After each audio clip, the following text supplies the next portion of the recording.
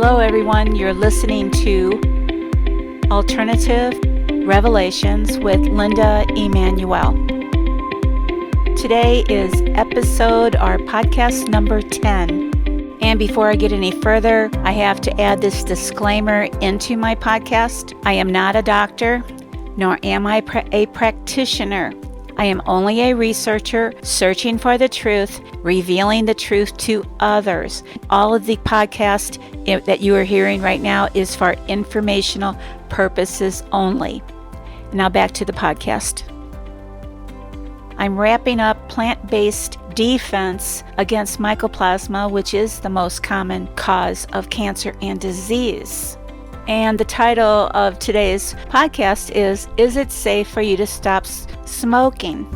Now, this is very misleading. I know it sounds a little bit humorous, but yes, is it safe for you to stop smoking? Because by the end of this podcast, you will understand exactly why it will be dangerous for you to quit smoking unless you educate yourself to protect yourself against mycoplasma and other cancer and disease-causing organisms.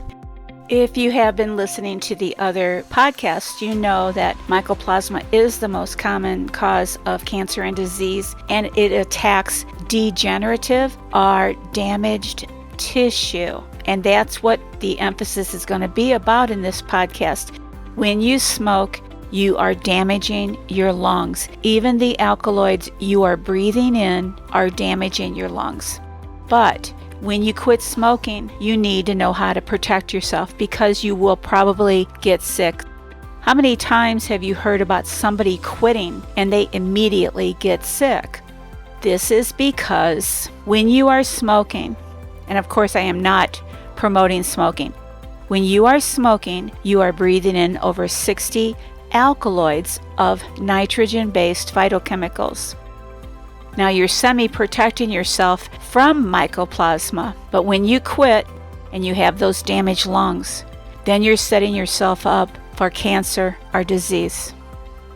The tobacco plant is also very symbolic to me. It was how I got started on this journey of writing my book, Alternative Revelations. I'll start with the beginning. There is a man by the name of Jim Stone who is a truther, and in, I think it was 2012, I emailed him and I said to him, people need to know about this organism, mycoplasma.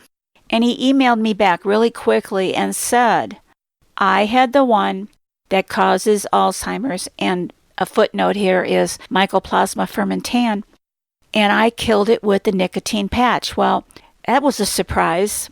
I had never heard of the nicotine patch being able to kill mycoplasma. So I was curious, and he said, look at the nicotine patch study. So I looked up the study. It was published in Neurology on January 10th, 2012. Georgetown, Duke, and Vanderbilt researchers did a study on Alzheimer's. Now, 74 people with symptoms of early-stage Alzheimer's disease participated in this study. And for 6 months, one half wore a placebo and the other half wore a 15 milligram nicotine patch.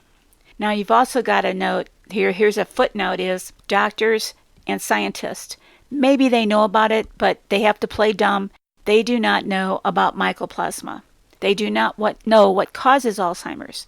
At the end of 6 months, the study concluded that the nicotine patch resulted in patients regaining up to 46% of normal performance for their age on certain long-term memory tests, and the placebo group worsened by 26%.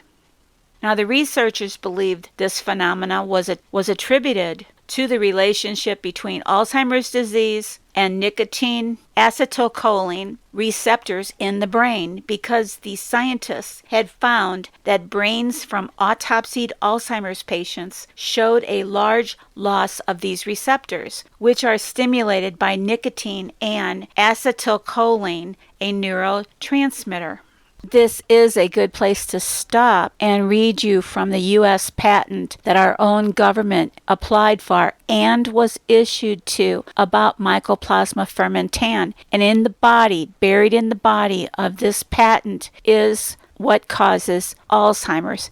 and I quote, "Some of these patients who are infected with M. fermentan incognitus will be patients who have been diagnosed as having AIDS, ARC, chronic fatigue syndrome, Wegener's disease, sarcoiditis, respiratory distress syndrome, Kabuchi's disease, autoimmune diseases such as collagen vascular disease and lupus, and chronic debilitating diseases such as Alzheimer's disease." Now, the government believes that mycoplasma fermentan causes Alzheimer's, but most of the general public do not know about the bioweapon that was unleashed on us in the 70s and the 80s, that mycoplasma causes Alzheimer's, Parkinson's, and cancers, and multiple sclerosis, many other diseases, which I mentioned in, I think, podcast number 2. Just in case somebody is listening to this podcast for the first time, I'm going to explain why the nicotine patch was so effective against Alzheimer's. And in the nicotine patch are alkaloids which plants produce to kill or protect themselves against fungus, bacteria, and insects. So nitrogen-based phytochemicals are called alkaloids, and alkaloids affect cell membrane, and mycoplasma is in a cell membrane. It has no cell wall. Since it has no cell wall, antibiotics do not work against it, and it is very difficult to kill unless you know what kills it, what makes it vulnerable. It is actually a very vulnerable organism if you know what kills it. So again, alkaloids affect cell membrane, causing the cell membrane to weaken and collapse and interrupt nerve transmission. Also, in the past, nicotine is used as a pesticide and acts as a neurotoxin to insects. Ammonia is also present in the tobacco plant, and ammonia is a natural antimicrobial compound. In fact, here's a little fact for you. The fast food beef processing industry disinfects hamburger with ammonia. This kills the bad bacteria. They claim washing hamburger in ammonia reduces the E. coli bacteria to undetectable levels. Now, I also have to warn, if you do decide to wear a nicotine patch, wearing over 30 milligrams could be dangerous, and eating the tobacco plant is deadly. So you don't want to wear multiple patches over 30 milligrams, because this could cause your death. Now, signs of alkaloid poisoning are dizziness and vomiting. And also, if you have a patch around the house, you have to keep it away from pregnant women, children, and dogs. Now, I do not promote smoking, but when you quit, you need to listen to these other episodes or these podcasts, especially about golden seal and when I get to mild silver protein, because as soon as you quit smoking, and actually the pharmaceuticals want you to quit smoking, they advertise quit smoking. And you know why? Because they know that you are going to get sick with cancer and disease, and you're going to start filling their coffers instead of the tobacco companies. So get wise and educate yourself on what kills mycoplasma. Listen to cyanogenic glycoside episode and listen to the alkaloid episode. Listen to the berberine podcast. Listen to the Hoxie and the ACT. You can protect yourself from cancer and disease if you have the tools and the knowledge. You have to have the knowledge and understand how it works. Just for interest, I'm going to go over some of these alkaloids in tobacco and tell you how dangerous actually smoking is. Now, nicotine paralyzes and kills insects by interfering with the transmitter substance between nerves and muscles.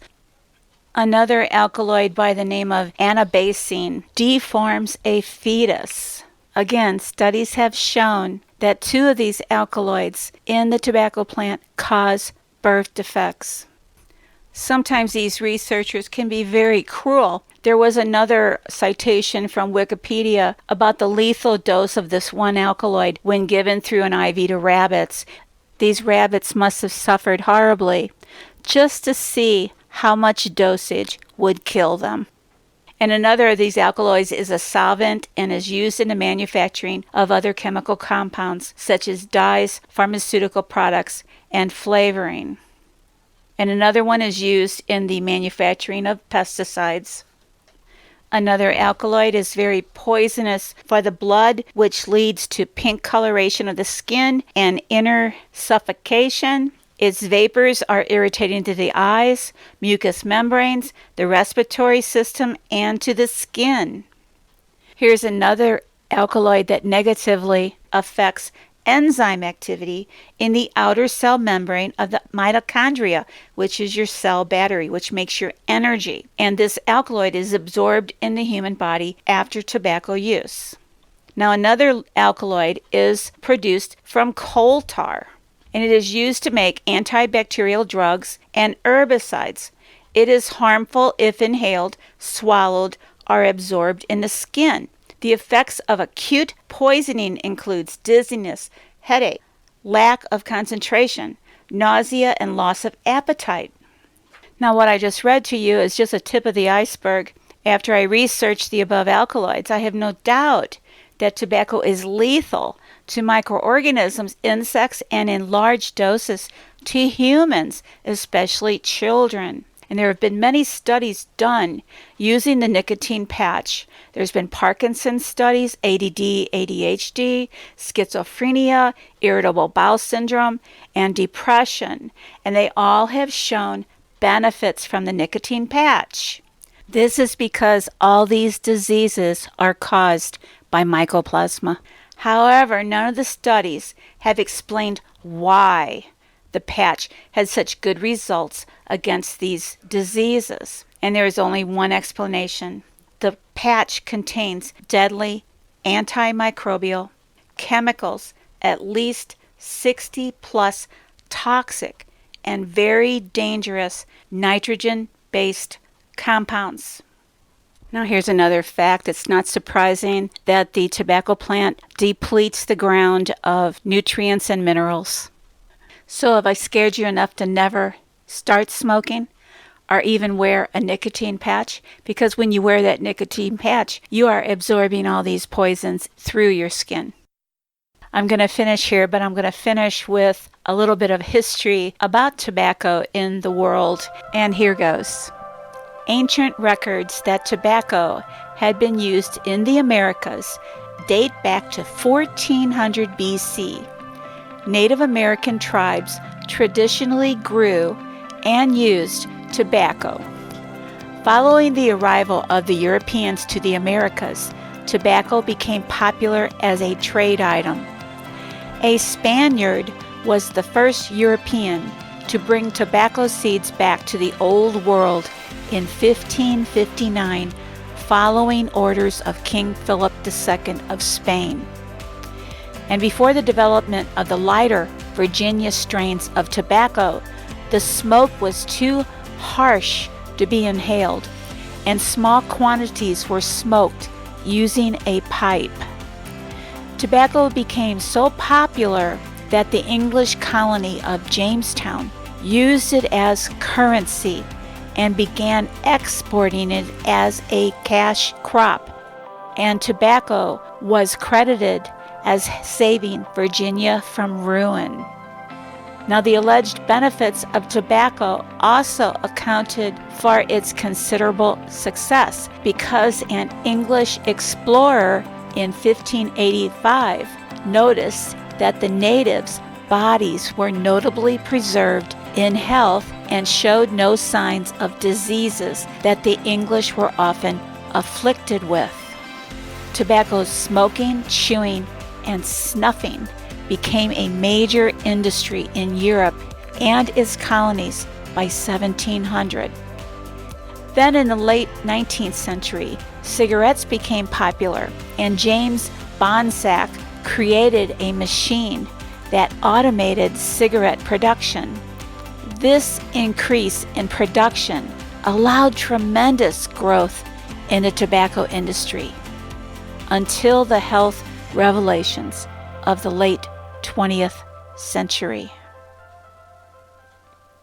So I think you've probably had enough of tobacco scares, and hopefully you'll never smoke.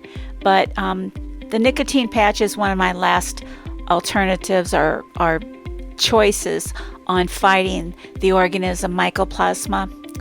I guess there's so many other protocols that you can use that are just as effective, and it's not so dangerous to use, especially to children, pregnant women, and pets. So the next podcast, I'm still going to be in some plant-based defense, but not in the nitrogen category.